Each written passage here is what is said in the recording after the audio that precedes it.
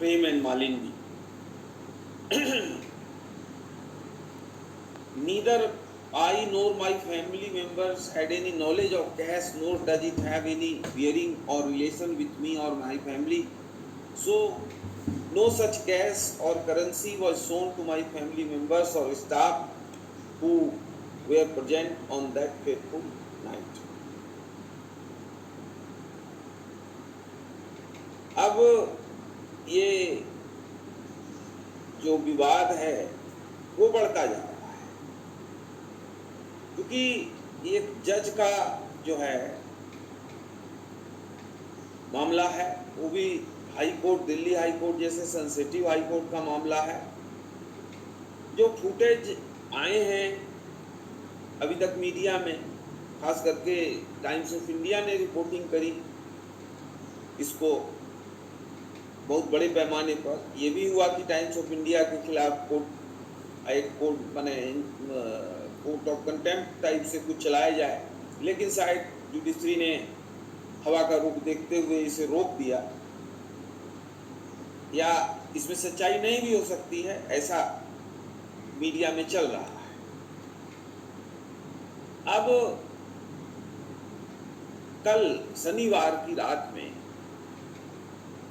Supreme court ने उन सारे वीडियो को अपलोड कर दिया, और जस्टिस उपाध्याय जो दिल्ली हाई कोर्ट के चीफ जस्टिस हैं, उनके द्वारा जो कमेटी थी, जांच करी थी जिन्होंने, उसका भी उन्होंने जो एक रिपोर्ट दिया था उसको भी सुप्रीम कोर्ट ने अपने वेबसाइट पे डाल दिया, और कुछ वीडियोस भी सुप्रीम कोर्ट ने डाले हैं अपने वेबसाइट पर, जिनको देख के पता चलता है कि रुपया तो है और बड़े बड़े बंडल है।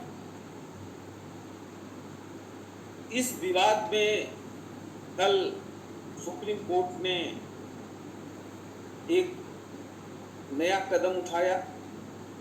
सुप्रीम कोर्ट ने 3 लोगों की एक कमेटी बना दी, 3 जजों की, जिसमें justice Sheel Nagu Punjab and Haryana high court के justice, justice GS Sandhawalia Himachal high court की चीफ जस्टिस, और justice Anu Srivasan Karnataka high court के जस्टिस।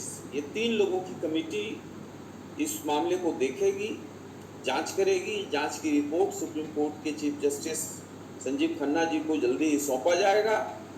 उसके बाद जस्टिस यशवंत वर्मा के बारे में फैसला लिया जाएगा। इस बीच भारत के मुख्य न्यायाधीश जस्टिस संजीव खन्ना ने दिल्ली हाई कोर्ट के चीफ जस्टिस उपाध्याय को यह निर्देश दिया है कि जस्टिस यशवंत वर्मा को अभी तत्काल कोई केस निष्पादित करने का कार्यभार नहीं सौंपा जाए। कहने का मतलब उनको सस्पेंशन इन वेटिंग टाइप का एक सिचुएशन में रखा गया है। उसका कोई वैधानिक आधार नहीं है, लेकिन काम से अलग किया गया है। अब ये तो घटना चक्र हुई। अब मूल बात पर हम आते हैं। देखिए, अभी तक ये एलिगेशन है, ये प्रूव होना एक पक्ष है, लेकिन पैसा मिला है ये एक साबित तथ्य है। और दिल्ली के पुलिस कमिश्नर का जो रिपोर्ट, जो प्रतिवेदन दिल्ली हाई कोर्ट के चीफ जस्टिस को दिया गया है, उसके अनुसार उस आवास में जिसमें जस्टिस यशवंत वर्मा जी रहते हैं, वहां बहुत सख्त पहरा है। वहां किसी भी बाहरी व्यक्ति का घुसना नामुमकिन है। लेकिन जस्टिस वर्मा का कहना है कि नहीं, किसी ने बाहर से आके पैसे रख दिए। आपको फिल्मों में हम देखते हैं इस तरह के आरोप बहुत सारे लगते हैं। कोई माफिया है, कोई निरीह प्राणी है, कोई साधारण अफसर है, उसने उसको रोका है किसी काम के लिए। माफिया उस व्यक्ति की हत्या नहीं कर सकता, तो उसके कार में, उसके बाइक में थोड़ा सा कंट्राबंड चीज, कोई पिस्टल रख दिया या कोई गांजा भांग हशीश वगैरह रख दिया, जिससे वो नार्कोटिक्स वाले मामले में बंद हो। लेकिन ये तो एक दिल्ली हाई कोर्ट के जस्टिस का आवास है, तो डूली गार्डेड है, दिल्ली पुलिस की सुरक्षा में है, स्पेशल वहाँ सुरक्षा की व्यवस्था है। इसकी आग लगी है, चारों तरफ घूम रही है। राउंड द क्लॉक उसमें सर्विलांस है, उसमें सीसीटीवी कैमरे दुनिया भर लगे हुए हैं। लेकिन जस्टिस जसवंत वर्मा कह रहे हैं कि किसी कॉन्स्पिरेसी है, दिल्ली पुलिस के कमिश्नर साहब कह रहे हैं कि भाई ये हमारे प्राइमा फेसिया जो प्रारंभिक जांच है उसके अनुसार इसको घोषणा आवास में वादी तो अब पैसा किसका है? अब सवाल मूल तौर पर शुरू होता है कि जस्टिस इस देश में बड़ा महत्वपूर्ण रहा है। न्याय डेमोक्रेसी का न्यायपालिका एक प्रमुख स्तंभ है। हम छिपे तौर पर तो चर्चा करते रहते हैं कि करप्शन देश में हर जगह है, हर अंग में है, लेकिन इस घटना ने तो ये खुले तौर पर उजागर कर दिया है कि न्यायपालिका में कितने बड़े स्तर पर भ्रष्टाचार, और इस भ्रष्टाचार में जो व्यक्ति पकड़ा गया है, जो आरोपी है, अभी तक पकड़ा नहीं गया, उसको सस्पेंड करने के बजाय, उसको हटाने के बजाय इंक्वायरी पे इंक्वायरी बैठी जा रही है। उनको कोलिजियम जो है वो इलाहाबाद हाई कोर्ट भेज रहा है, कभी का राय गलत है, नहीं भेज रहे हैं, अब इंक्वायरी होगी।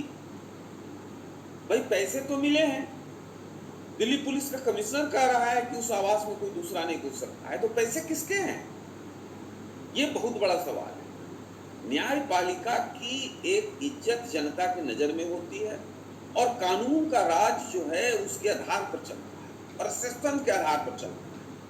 और न्यायपालिका में जो जजेज हैं उसमें आम जनता उनके व्यवहार में भगवान के अक्स को देखता है, अंश को देखता है। आप मुंशी प्रेमचंद के प्रसिद्ध कहानी पंच परमेश्वर को पढ़िए। मुंशी जी कहते हैं कि पंच परमेश्वर यानी जो परमेश्वर की गद्दी पर बैठा हुआ, पंच की गद्दी पर बैठा हुआ, वो परमेश्वर का अंग है। वो परमेश्वर यानी कि जो ईश्वर है उसका प्रतिनिधि बना हुआ। वो कहने का मतलब ये है कि उसे किसी भी तरह के बेईमानी की